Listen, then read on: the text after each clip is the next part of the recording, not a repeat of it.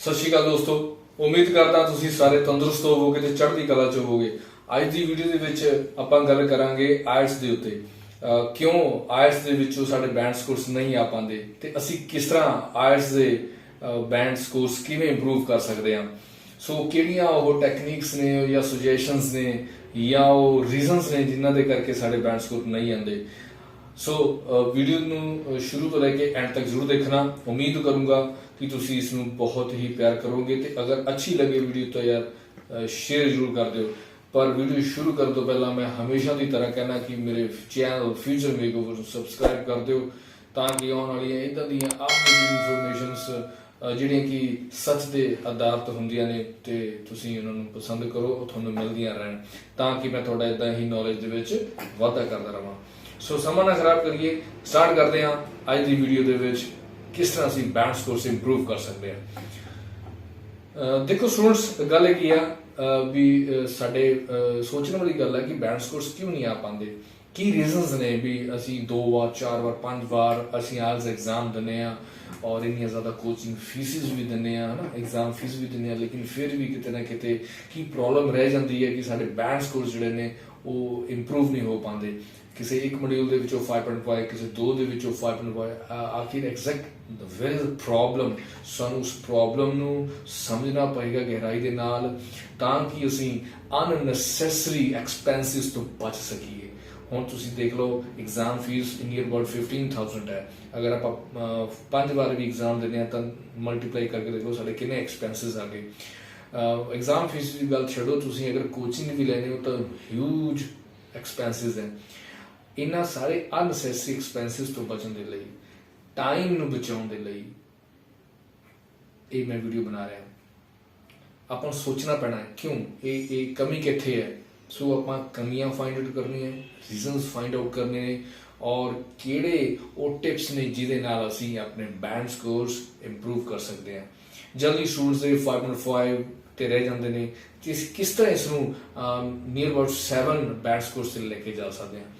ਅੱਜ ਦੀ ਸਾਰੀ ਵੀਡੀਓ ਦੇ ਵਿੱਚ ਆਪਾਂ ਇਹਨਾਂ ਤੇ ਗੱਲਾਂ ਕਰਾਂਗੇ ਔਰ ਮੈਂ ਤੁਹਾਨੂੰ ਟਿਪਸ ਵੀ ਡਿਸਕਸ ਕਰੂੰਗਾ ਕਿਸ ਤਰ੍ਹਾਂ ਆਪਾਂ ਇਹਨਾਂ ਨਾਲ ਇੰਪਰੂਵਮੈਂਟ ਕਰ ਸਕਦੇ ਹਾਂ। ਸੋ ਸਭ ਤੋਂ ਪਹਿਲਾਂ ਸਟੂਡੈਂਟਸ ਸਮਝਣਾ ਪਏਗਾ ਕਿ ਸਾਡੇ ਬੈਂਡ ਸਕੋਰਸ ਕਿਉਂ ਨਹੀਂ ਆਉਂਦੇ। ਰੀਜ਼ਨ ਹੈਗਾ ਸਾਡਾ environment.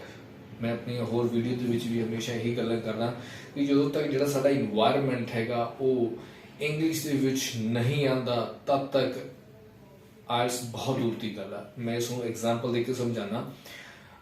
Four example we have 24 hours in a day. ਸਾਡੇ ਕੋਲ 24 ਘੰਟੇ ਨੇ ਇੱਕ ਦਿਨ ਦੇ ਵਿੱਚ।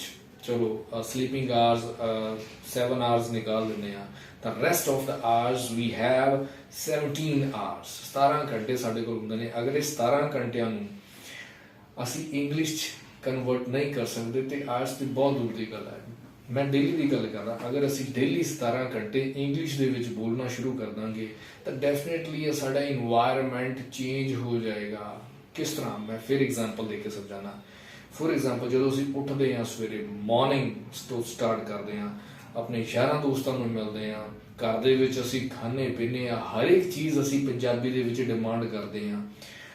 ਬਾਹਰ ਜਾਂਦੇ ਹਾਂ, ਕਾਲਜ ਯੂਨੀਵਰਸਿਟੀ ਜਾਂਦੇ ਹਾਂ ਜਾਂ ਮਾਰਕੀਟ ਦੇ ਵਿੱਚ ਜਾਂਦੇ ਹਾਂ, ਕੋਈ ਸ਼ਾਪਿੰਗ ਕਰਨ ਜਾਂਦੇ ਹਾਂ, ਰੱਬ ਨਾ ਕਰੇ ਅਸੀਂ ਬਿਮਾਰ ਹੋ ਜਾਂਦੇ ਤਾਂ ਡਾਕਟਰ ਕੋਲ ਜਾਂਦੇ ਹਾਂ। ਸੋ ਕਿੰਨੀਆਂ ਹੀ ਅਸੀਂ ਦਿਨਚਰਿਆ ਇੱਕ ਦਿਨ ਦੇ ਵਿੱਚ ਅਸੀਂ ਸਪੈਂਡ ਕਰਦੇ ਹਾਂ ਤਾਂ ਇਹ ਸਾਰੀਆਂ ਚੀਜ਼ਾਂ ਅਸੀਂ ਪੰਜਾਬੀ 'ਚ ਕਰਦੇ ਹਾਂ। ਸੋਚੋ ਅਗਰ ਡਾਇਰੈਕਟ ਆਇਲਟਸ ਦੇ ਵਿੱਚ ਐਂਟਰ ਕਰਦੇ ਹਾਂ ਤਾਂ ਕਿਸ ਤਰ੍ਹਾਂ ਪੋਸੀਬਲ ਹੈ ਸਟੂਡੈਂਟਸ ਵੀ ਅਸੀਂ ਆਇਲਟਸ ਦੇ ਵਿੱਚੋਂ ਬੈਂਡ ਸਕੋਰਸ ਲੈ ਲਾਂਗੇ ਜਦੋਂ ਤੱਕ ਸਾਡਾ ਇਨਵਾਇਰਮੈਂਟ ਹੀ ਪੰਜਾਬੀ 'ਚ ਹੈ। ਅਸੀਂ 17 ਘੰਟੇ ਹੀ ਪੰਜਾਬੀ 'ਚ ਜਿੰਦੇ ਹਾਂ, ਖਾਂਦੇ ਹਾਂ, ਪੀਂਦੇ ਹਾਂ ਤੇ ਉਹ ਅਸੀਂ ਡਾਇਰੈਕਟ ਆਇਲਟਸ ਦੇ ਵਿੱਚ ਕਿਸ ਤਰ੍ਹਾਂ ਅਸੀਂ ਐਕਸਪੈਕਟ ਕਰਦੇ ਹਾਂ ਕਿ ਸਾਡਾ ਜਿਹੜਾ ਆਇਲਟਸ ਬੈਂਡ ਸਕੋਰ ਹੈ ਇੰਪਰੂਵ ਹੋ ਜਾਏਗਾ। Students, I mean to say ਕਿ ਤੁਹਾਨੂੰ ਇੱਥੇ ਆਪਣਾ ਇਨਵਾਇਰਮੈਂਟ ਕ੍ਰੀਏਟ ਕਰਨਾ ਪੈਣਾ ਹੈ। Creation of environment is mandatory ਅਗਰ ਤੁਸੀਂ ਆਇਲਟਸ ਦੇ ਵਿੱਚ ਸਫਲਤਾ ਪਾਉਣਾ ਚਾਹੁੰਦੇ ਹੋ। ਸੋ ਸਭ ਤੋਂ ਪਹਿਲਾਂ ਇਨਵਾਇਰਮੈਂਟ ਕ੍ਰੀਏਸ਼ਨ ਕਰੋ, ਰਾਈਟ। ਸੋ ਇਹਦਾ ਹੁਣ ਬੈਨੀਫਿਟ ਕੀ ਆ, ਹੋਏਗਾ ਕੀ। ਤੁਸੀਂ ਜਦੋਂ ਬੋਲਣਾ ਸ਼ੁਰੂ ਕਰੋਗੇ ਤੁਹਾਡਾ ਮਾਈਂਡ ਜਿਹੜਾ ਹੈ ਇੰਗਲਿਸ਼ ਦੇ ਨਾਲ ਕਨੈਕਟੀਵਿਟੀ ਆਏਗੀ, ਤੁਹਾਡਾ ਕਨੈਕਸ਼ਨ ਬਣਾਏਗਾ। ਫੋਰ ਐਗਜ਼ਾਮਪਲ ਹੁਣ ਤੁਸੀਂ ਚਾਹ ਪੀਣਾ ਚਾਹੁੰਦੇ ਹੋ, ਅਗਰ ਘਰ ਦੇ ਵਿੱਚ ਬੈਠੇ ਆ ਆਪਣੇ ਮਾਤਾ ਪਿਤਾ ਨੂੰ ਕਹੋਗੇ ਮਮਾ ਜੀ ਮੈਨੂੰ ਇੱਕ ਚਾਹ ਦਾ ਕੱਪ ਦੇ ਦਿਓ, ਲੇਕਿਨ ਜਦੋਂ ਤੁਸੀਂ ਇੰਗਲਿਸ਼ ਦੇ ਵਿੱਚ ਕਨਵਰਸ਼ਨ ਕਰੋਗੇ ਘੱਟੋ ਘੱਟ ਪਹਿਲਾਂ ਚਾਹ ਤੋਂ ਤੁਸੀਂ ਟੀ ਤੇ ਆਓਗੇ ਨਾ, ਤਾਂ ਵੋਕੈਬਲਰੀ ਆਏਗੀ। ਹੌਲੀ ਹੌਲੀ ਤੁਹਾਡਾ ਜਿਹੜਾ ਹੈ ਸੈਂਟੈਂਸ ਬਣਨਾ ਸ਼ੁਰੂ ਹੋ ਜਾਏਗਾ। ਹੋਏਗਾ ਕੀ? ਕ੍ਰੀਏਸ਼ਨ ਆਫ ਇਨਵਾਇਰਨਮੈਂਟ, ਤੁਹਾਡਾ ਇਨਵਾਇਰਨਮੈਂਟ ਕ੍ਰੀਏਟ ਹੋਣਾ ਸ਼ੁਰੂ ਹੋ ਜਾਏਗਾ। ਡੈਫੀਨੇਟਲੀ ਤੁਸੀਂ ਹੌਲੀ ਹੌਲੀ ਇੰਗਲਿਸ਼ ਤੇ ਆ ਜਾਓਗੇ। So this is a main important factor ਹੈ ਕਿ ਤੁਸੀਂ ਆਪਣਾ ਇਨਵਾਇਰਨਮੈਂਟ ਚੇਂਜ ਕਰੋ। ਸੋ ਦੂਸਰੇ ਰੀਜ਼ਨ ਦੇ ਲਈ ਅੱਗੇ ਵਧਦੇ ਹਾਂ। ਦੂਸਰਾ ਜਿਹੜਾ ਰੀਜ਼ਨ ਹੈਗਾ ਵੋਕੈਬਲਰੀ। ਜਿਸ ਤਰ੍ਹਾਂ ਮੈਂ ਹੁਣ ਪਹਿਲੇ ਪੁਆਇੰਟ ਦੇ ਵਿੱਚ ਗੱਲ ਕੀਤੀ ਹੈ ਕਿ ਜਦੋਂ ਤੁਸੀਂ ਇੰਗਲਿਸ਼ ਬੋਲਣੀ ਸ਼ੁਰੂ ਕਰੋਗੇ ਤਾਂ ਤੁਹਾਡੇ ਮਾਈਂਡ ਜਿਹੜਾ ਹੈਗਾ ਸਲੋਲੀ ਵੋਕੈਬਲਰੀ ਇਕੱਠੀ ਕਰਨੀ ਸ਼ੁਰੂ ਕਰੇਗਾ। ਚਾਹ ਤੋਂ ਅਸੀਂ ਟੀ ਤੇ ਆਵਾਂਗੇ, ਦੁੱਧ ਤੋਂ ਅਸੀਂ ਮਿਲਕ ਤੇ ਆਵਾਂਗੇ। ਕੀ ਹੋਏਗਾ? ਜਿਹੜਾ ਮਾਈਂਡ ਹੈ ਉਸ ਦੀ ਜਿਹੜੀ ਵੋਕੈਬਲਰੀ ਪੰਜਾਬੀ ਦੇ ਵਿੱਚ ਹੈ ਹੌਲੀ ਹੌਲੀ ਡਿਲੀਟ ਹੁੰਦੀ ਜਾਏਗੀ ਔਰ ਤੁਹਾਡਾ ਮਾਈਂਡ ਜਿਹੜਾ ਹੈ ਇੰਗਲਿਸ਼ ਵੋਕੈਬਲਰੀ ਕਲੈਕਸ਼ਨ ਕਰਨੀ ਸ਼ੁਰੂ ਕਰ ਦੇਗਾ। ਸਿੰਪਲ, ਤੁਸੀਂ ਬਹੁਤ ਜਲਦ ਇੰਗਲਿਸ਼ ਬੋਲਣੀ ਸ਼ੁਰੂ ਕਰ ਦੋਗੇ। ਇਹ ਸਾਰਾ ਪੋਸੀਬਲ ਹੋਇਆ ਓਨਲੀ ਆਫ ਇਨਵਾਇਰਨਮੈਂਟ ਕ੍ਰੀਏਸ਼ਨ ਦੇ ਨਾਲ, ਰਾਈਟ? ਸੋ ਮੈਨੂੰ ਉਮੀਦ ਹੈ ਕਿ ਤੁਹਾਨੂੰ ਦੂਸਰਾ ਪੁਆਇੰਟ ਵੀ ਕਲੀਅਰ ਹੋ ਗਿਆ ਹੋਣਾ। ਸੋ ਨੈਕਸਟ ਆਪਾਂ ਗੱਲ ਕਰਦੇ ਹਾਂ ਸੈਂਟੈਂਸ ਮੇਕਿੰਗ। ਇਹ ਜਿਹੜਾ ਥਰਡ ਟੌਪਿਕ ਹੈ ਸੈਂਟੈਂਸ ਮੇਕਿੰਗ। ਸੋ ਸੈਂਟੈਂਸ ਮੇਕਿੰਗ ਅੱਜ ਕੱਲ੍ਹ ਬਿਗੇਸਟ ਪ੍ਰੋਬਲਮ ਬਣਦਾ ਜਾ ਰਿਹਾ ਹੈ। ਸਾਡੇ ਤੋਂ ਸੈਂਟੈਂਸ ਮੇਕਿੰਗ ਨਹੀਂ ਹੁੰਦਾ, ਬਣਦਾ ਹੀ ਨਹੀਂ। ਮਾਈਂਡ ਸਾਡਾ ਸੈਂਟੈਂਸ ਬਣਾਉਣ ਦੇ ਵਿੱਚ ਅਸਮਰਥ ਹੈ। ਪੰਜਾਬੀ ਦੇ ਵਿੱਚ ਗੱਲ ਕਰ ਲਓ, ਅਗਰ ਆਪਾਂ ਪੰਜਾਬੀ ਦੇ ਵਿੱਚ ਕੁਝ ਬੋਲਦੇ ਹਾਂ ਤਾਂ ਈਜ਼ੀਲੀ ਫਟਾਫਟ ਬੋਲਣ ਲੱਗ ਜਾਂਦੇ ਹਾਂ, ਲੇਕਿਨ ਉਹੀ ਚੀਜ਼ ਅਸੀਂ ਇੰਗਲਿਸ਼ 'ਚ ਕਰਾਂਗੇ ਤਾਂ ਇੰਪੋਸੀਬਲ ਹੋ ਜਾਂਦੀ ਹੈ। ਕਿਉਂ? ਕਿਉਂਕਿ ਸਾਡਾ ਇਨਵਾਇਰਨਮੈਂਟ ਨਹੀਂ ਹੈ ਔਰ ਸਾਡੇ ਕੋਲ ਵੋਕੈਬਲਰੀ ਨਹੀਂ। ਜਿਸ ਤਰ੍ਹਾਂ ਮੈਂ 2 ਪੁਆਇੰਟ ਡਿਸਕਸ ਕੀਤੇ ਹਨ, ਤਾਂ ਅਸੀਂ ਸੈਂਟੈਂਸ ਮੇਕ ਵੀ ਨਹੀਂ ਕਰ ਸਕਦੇ। ਸੈਂਟੈਂਸ ਮੇਕਿੰਗ ਕਿਉਂ ਨਹੀਂ ਹੁੰਦਾ? ਕਿਉਂਕਿ ਸਾਡੇ ਕੋਲ ਇਨਵਾਇਰਨਮੈਂਟ ਨਹੀਂ ਹੈ ਐਂਡ ਵੋਕੈਬਲਰੀ ਨਹੀਂ ਹੈ ਔਰ ਗ੍ਰਾਮਰ ਦੀ ਬਹੁਤ ਵੱਡੀ ਪ੍ਰੋਬਲਮ ਹੈ। ਸੋ ਅਗਰ ਅਸੀਂ ਸੈਂਟੈਂਸ ਮੇਕਿੰਗ ਕਰਾਂਗੇ ਉਹ ਪਹਿਲੇ 2 ਪੁਆਇੰਟਸ ਦੇ ਨਾਲ ਪੋਸੀਬਲ ਹੈ। ਸੋ ਹੌਲੀ ਹੌਲੀ ਤੁਹਾਨੂੰ ਸੈਂਟੈਂਸ ਮੇਕਿੰਗ ਵੀ ਕਰਨਾ ਆ ਜਾਏਗਾ। ਫੋਰ ਐਗਜ਼ਾਮਪਲ, ਤੁਹਾਨੂੰ ਐਗਜ਼ਾਮਪਲ ਦੇ ਕੇ ਸਮਝਾ ਰਿਹਾ। ਜਿਸ ਤਰ੍ਹਾਂ ਤੁਸੀਂ ਇਹ ਪੁੱਛਣਾ ਚਾਹੁੰਦੇ ਹੋ ਵੀ ਅਗਰ ਘਰ ਦੀ ਗੱਲ ਕਰਦੇ ਹਾਂ, ਅਗਰ ਤੁਸੀਂ ਆਪਣੇ ਮੰਮਾ ਨੂੰ ਪੁੱਛਦੇ ਹੋ ਮੰਮਾ ਅੱਜ ਕਿਹੜੀ ਸਬਜ਼ੀ ਬਣਾਈ ਹੈ, ਆਈ ਥਿੰਕ ਇਹ ਰੂਟੀਨ ਦੇ ਵਿੱਚ ਅਸੀਂ ਗੱਲਾਂ ਕਰਦੇ ਹਾਂ ਮੰਮਾ ਅੱਜ ਕਿਹੜੀ ਸਬਜ਼ੀ ਬਣਾਈ ਹੈ। ਬਚਪਨ ਤੋਂ ਲੈ ਕੇ ਅੱਜ ਤੱਕ ਮਤਲਬ ਜਨਰਲੀ ਪੰਜਾਬੀਆਂ ਦੀ ਗੱਲ ਕਰਦਾ, ਜਨਰਲੀ ਅਸੀਂ ਜਦੋਂ +2 ਤੱਕ ਵੀ ਹੋ ਜਾਂਦੇ ਤਾਂ ਇਹੀ ਸਵਾਲ ਸਾਡੇ ਮਨ ਦੇ ਵਿੱਚ ਔਰ ਜ਼ੁਬਾਨ ਤੇ ਚੱਲਦਾ ਰਹਿੰਦਾ, ਮੰਮਾ ਅੱਜ ਕਿਹੜੀ ਸਬਜ਼ੀ ਬਣਾਈ ਹੈ। ਅਗਰ ਅਸੀਂ ਇਸ ਨੂੰ ਕੋਸ਼ਿਸ਼ ਕਰਾਂਗੇ ਇੰਗਲਿਸ਼ ਦੇ ਵਿੱਚ ਟ੍ਰਾਂਸਲੇਟ ਕਰਨ ਦੀ ਤਾਂ ਕਿਸ ਤਰ੍ਹਾਂ ਕਰਾਂਗੇ? Hmm what is a special dish today. ਕੀ ਔਖਾ ਇਹਦੇ ਵਿੱਚ? ਅਗਰ ਤੁਸੀਂ ਇੱਦਾਂ ਹੀ ਸਾਰੇ ਡੇਲੀ ਰੂਟੀਨਸ ਬੋਲਣ ਲੱਗ ਜਾਓਗੇ ਤਾਂ ਗਾਰੰਟੀਡ ਹੈ ਤੁਸੀਂ ਆਪਣਾ ਇਨਵਾਇਰਨਮੈਂਟ ਵੀ ਚੇਂਜ ਕਰ ਦੋਗੇ, ਤੁਹਾਡੇ ਕੋਲ ਵੋਕੈਬਲਰੀ ਵੀ ਆਏਗੀ, ਤੁਸੀਂ ਸੈਂਟੈਂਸ ਮੇਕਿੰਗ ਵੀ ਸਿੱਖ ਜਾਓਗੇ। ਸੋ ਮੈਨੂੰ ਲੱਗਦਾ ਇਹ ਥਰਡ ਪੁਆਇੰਟ ਵੀ ਤੁਹਾਨੂੰ ਕਲੀਅਰ ਹੋ ਗਿਆ ਹੋਣਾ। ਸੋ ਅਗਲਾ ਪੁਆਇੰਟ ਦੇ ਵੱਲਦੇ ਹਾਂ।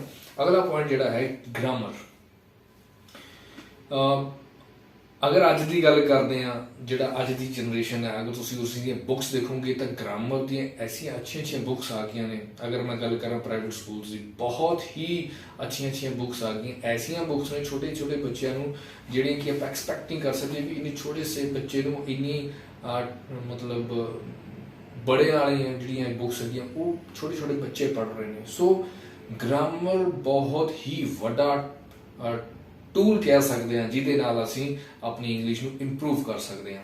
ਸੋ ਅਗਰ ਤੁਹਾਡੇ ਕੋਲ ਗ੍ਰਾਮਰ ਹੈਗੀ ਆ, ਤੁਹਾਨੂੰ ਸੈਂਟੈਂਸ ਮੇਕਿੰਗ ਵੀ ਆਏਗੀ, ਤੁਹਾਨੂੰ ਟੈਂਸਿਸ ਵੀ ਆਉਣਗੇ, ਤੁਹਾਨੂੰ ਪ੍ਰੈਪੋਜੀਸ਼ਨਸ ਵੀ ਆਉਣਗੀਆਂ, ਮਤਲਬ ਹਰ ਇੱਕ ਚੀਜ਼ ਤੁਹਾਨੂੰ ਗਿਆਨ ਹੋ ਜਾਏਗਾ ਔਰ ਈਜ਼ੀਲੀ ਕੀ ਹੋਏਗਾ ਤੁਸੀਂ ਸੈਂਟੈਂਸ ਮੇਕਿੰਗ ਕਰਨ ਲੱਗ ਜਾਓਗੇ, ਤੁਹਾਨੂੰ ਇੰਗਲਿਸ਼ ਬੋਲਣੀ ਆ ਜਾਏਗੀ, ਤੁਹਾਨੂੰ ਇੰਗਲਿਸ਼ ਲਿਖਣੀ ਆ ਜਾਏਗੀ। ਸੋ ਮੈਨੂੰ ਉਮੀਦ ਹੈ ਕਿ ਤੁਹਾਨੂੰ ਇਹ ਵਾਲਾ ਪੁਆਇੰਟ ਵੀ ਕਲੀਅਰ ਹੋ ਗਿਆ ਹੋਣਾ।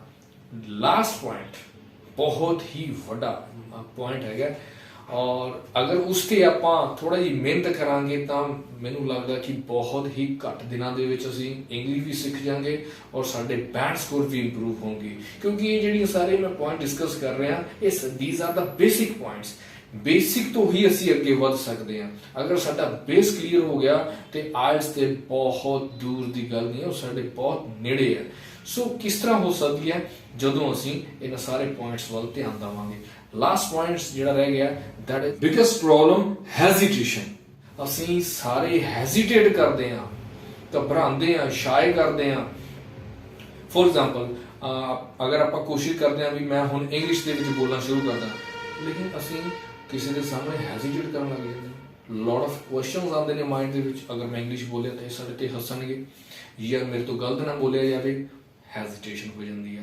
ਉਹ ਜਿਹਦੇ ਨਾਲ ਅਸੀਂ ਫਿਰ ਪਿੱਛੇ ਹੋ ਜਾਂਦੇ ਹਾਂ ਔਰ ਸਾਡਾ ਬੈਂਡ ਸਕੋਰ ਵੀ ਇੰਪਰੂਵ ਨਹੀਂ ਹੋ ਪਾਉਂਦਾ, ਕਿਉਂਕਿ ਉਹ ਚੀਜ਼ ਜਿਹੜੀ ਹੈਜ਼ਿਟੇਸ਼ਨ ਉਹ ਸਾਡਾ ਬੇਸਿਕ ਹੀ ਕਲੀਅਰ ਨਹੀਂ ਕਰ ਪਾਉਂਦੀ ਤੇ ਆਇਲਸ ਕਿਸ ਤਰ੍ਹਾਂ ਪੋਸੀਬਲ ਹੋ ਸਕਦੀ ਹੈ। ਸੋ ਇਹ ਜਿਹੜੇ 5 ਪੁਆਇੰਟਸ ਜਿਹੜੇ ਅੱਜ ਮੈਂ ਤੁਹਾਡੇ ਨਾਲ ਡਿਸਕਸ ਕੀਤੇ ਨੇ, ਇਹਨਾਂ ਨੂੰ ਤੁਸੀਂ ਸੈੱਟ ਕਰ ਲਓ ਮਾਈਂਡ ਦੇ ਵਿੱਚ। ਮੈਂ ਗਾਰੰਟੀ ਨਾਲ ਕਹਿਣਾ ਕਿ ਤੁਸੀਂ ਅਗਰ ਇਹਨਾਂ 5 ਪੁਆਇੰਟਸ ਤੇ ਮਿਹਨਤ ਕਰ ਲਓਗੇ, ਇਹ ਕਮੀਆਂ ਦੂਰ ਕਰ ਲਓਗੇ, ਡੈਫੀਨੇਟਲੀ ਇਹ ਤੁਸੀਂ ਆਪਣੇ ਜਿਹੜੇ ਬੈਂਡ ਸਕੋਰਸ ਨੇ ਆਇਲਸ ਦੇ ਇੰਪਰੂਵ ਕਰ ਲਓਗੇ। ਉਹ ਵੀ ਬਹੁਤ ਹੀ ਜਲਦੀ। ਤੁਹਾਨੂੰ ਬੈਨੀਫਿਟ ਕੀ ਹੋਏਗਾ? ਇਹ ਬੜਾ ਅੱਛਾ ਟੌਪਿਕ ਮੈਂ ਤੁਹਾਨੂੰ ਦੱਸ ਰਿਹਾ। ਬੈਨੀਫਿਟ ਕੀ ਹੋਏਗਾ? ਇੱਕ ਤੇ ਤੁਹਾਡਾ ਟਾਈਮ ਸੇਵਿੰਗ ਹੋਏਗੀ।